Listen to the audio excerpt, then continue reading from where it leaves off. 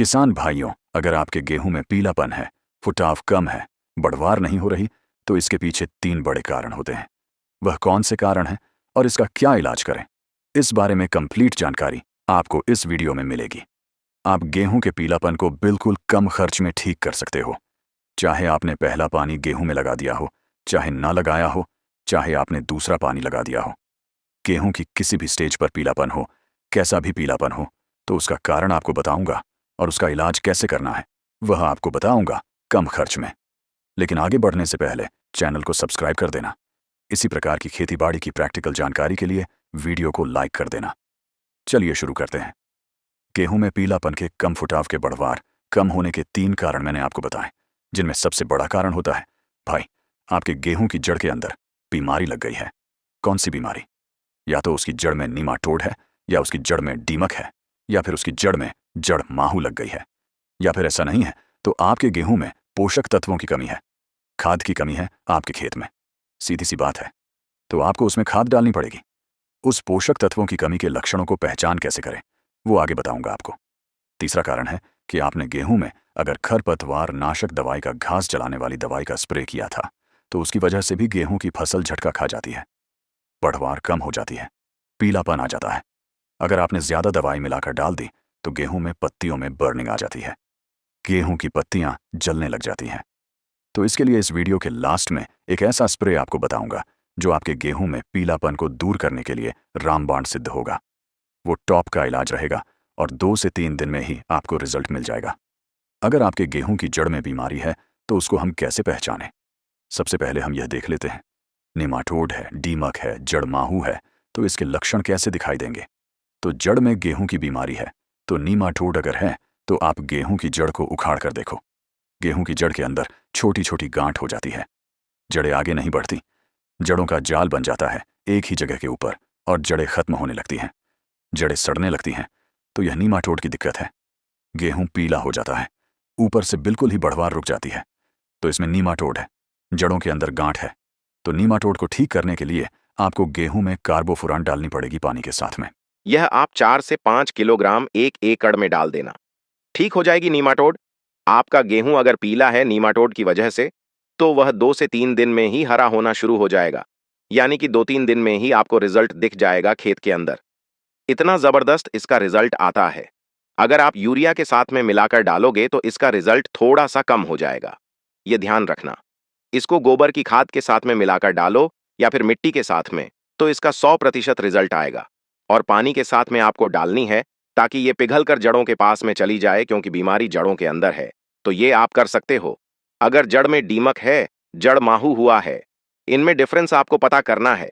गेहूं को उखाड़ कर देखो, अगर उसका तना कटा हुआ है, बिल्कुल मिट्टी जड़ों के पास से, मिट्टी के अंदर जड़ें कटी हुई हैं, पौधा तुरंत सूख रहा है, तो उसमें दीमक की समस्या है। अगर पौधे की जड़ों के अंदर छोटे छोटे आपको तेला दिखाई देता है, तो यह जड़ माहू है। तो इसके लिए आपको कॉन्फिडोर डालनी है।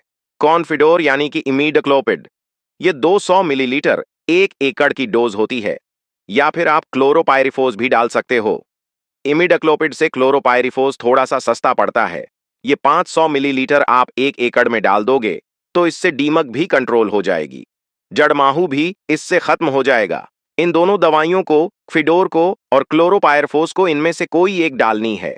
लेकिन आप इनको यूरिया के साथ में डाल सकते हो, पानी के साथ में भी चला सकते हो, तो भी दीमक और जड़मऊ खत्म हो जाएगा। तो जड़ की बीमारी अगर ठीक हो जाती है गेहूं की, तो गेहूं का पीलापन हट जाएगा। इसके अलावा गेहूं में पीलापन का दूसरा सबसे बड़ा कारण है पोषक तत्वों की कमी। आपके खेत की जमीन के अंदर, मिट्टी के अंदर पोषक तत्वों की कमी है। जमीन के अंदर भाई ताकत कम है और जमीन के अंदर खाद की कमी है। सीधी सी बात है। तो गेहूं के अंदर उन पोषक तत्वों की कमी के लक्षण आपको दिखाई देंगे और गेहूं में पीलापन आ जाएगा। गेहूं में फुटाव कम होगा, बढ़वार रुक जाएगी, बढ़वार आगे नहीं होगी, बढ़वार बिल्कुल स्लो हो जाएगी, क्योंकि जमीन के अंदर भाई ताकत नहीं है, जमीन के अंदर खाद की कमी है। तो यह लक्षण फसल के अंदर दिखते हैं। कौन से पोषक तत्व? जैसे नाइट्रोजन है, यूरिया डालते हैं हम उसके लिए, जिंक है, मैग्नीशियम है, मैग्नीज है, सल्फर है और आपका आयरन है, जिसको आप लोहा बोलते हो। तो इन पोषक तत्वों की अगर कमी है तो गेहूं के अंदर आपको 100% पीलापन दिखेगा। इनकी कमी के अलग अलग लक्षण होते हैं। अगर नाइट्रोजन की कमी से, तो इसके लिए हमें यूरिया डालनी पड़ेगी। कितनी? आप एक बैग यूरिया का डाल दीजिए। अगर ज्यादा कमी है तो 45 किलोग्राम का जो आता है। तो इस प्रकार से आप यूरिया की कमी पूरी कर सकते हो। अगर आपके गेहूं में जिंक और सल्फर की कमी है तो पौधे की नई पत्तियों में आपको पीलापन दिखेगा। जिंक की कमी अगर है तो पौधे की पत्तियों पर जंग जैसे छोटे छोटे आपको धब्बे दिखाई दे सकते हैं। पत्तियां छोटी रह जाएंगी, नई पत्तियां जो निकलेंगी और पौधे का फुटाव कम हो जाएगा, बढ़वार धीमी हो जाएगी। तो समझ लेना जिंक की कमी है। इससे पीलापन भी पौधे में दिखाई देता है।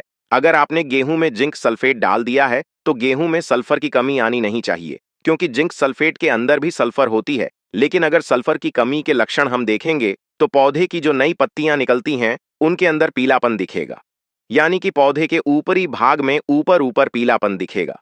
पुरानी पत्तियां हरी दिख सकती हैं, तो यह सल्फर की कमी के लक्षण होते हैं। तो अगर हमें जिंक और सल्फर की पूर्ति करनी है तो जिंक सल्फेट आता है जो 21% वाला वो डाल देना है, या फिर 33% वाला जिंक सल्फेट भी आप डाल सकते हो। दोनों के अंदर जिंक की भी मात्रा होती है और दोनों के अंदर 15% सल्फर भी होती है। तो इन दोनों से जिंक और सल्फर दोनों की पूर्ति हो जाएगी। अगर आप 21% वाला जिंक सल्फेट डालते हो तो 8 से 10 किलोग्राम डालना है एकड़ का।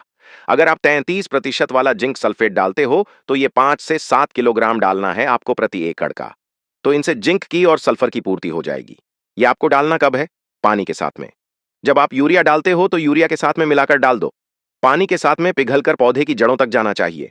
ये नहीं कि आपने आज पानी लगा दिया, 2 दिन बाद में यूरिया के साथ में मिलाकर फेंक दोगे तो आपकी यूरिया तो काम कर जाएगी, क्योंकि मैंने आपको बताया था कि ये मूवेबल होती है, पिघलकर पौधे की जड़ों तक जाना चाहिए। लेकिन जिंक में मूवमेंट नहीं होती।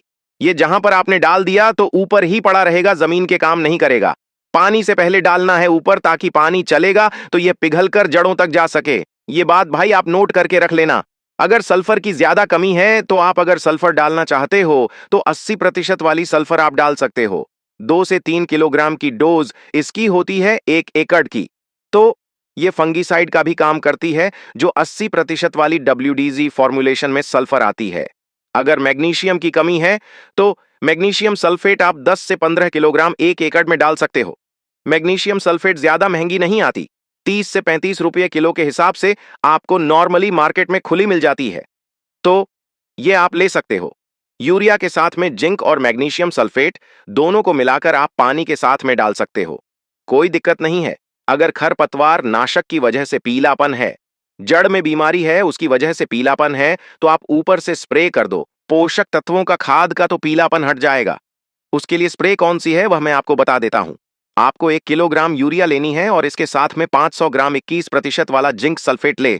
अगर 21% वाला जिंक आपको ना मिले तो 100 ग्राम आप चिलेटेड जिंक ले सकते हो, यह भी उतना ही काम करेगा। बाकी वाला स्प्रे में ज्यादा बढ़िया काम करता है। तो इनमें से कोई एक आप जिंक ले सकते हो और 500 ग्राम आपको मैग्नीशियम सल्फेट लेनी है और इनके साथ में 300 ग्राम आपको फेरस सल्फेट लेनी है, और यह आप 120 से 150 लीटर पानी के साथ में भाई 1 एकड़ में स्प्रे कर देना। आपके गेहूं में आपको दूसरे दिन तीसरे दिन ही रिजल्ट दिखने लग जाएगा, पीलापन दूर हो जाएगा और बढ़वार उसमें शुरू हो जाएगी। तो इस प्रकार से आप गेहूं के पीलापन को दूर कर सकते हो। चैनल को सब्सक्राइब जरूर कर देना। अगर आपने ना किया हो तो वीडियो को लाइक कर देना। जानकारी अच्छी लगी हो तो आज की इस वीडियो में बस इतना ही।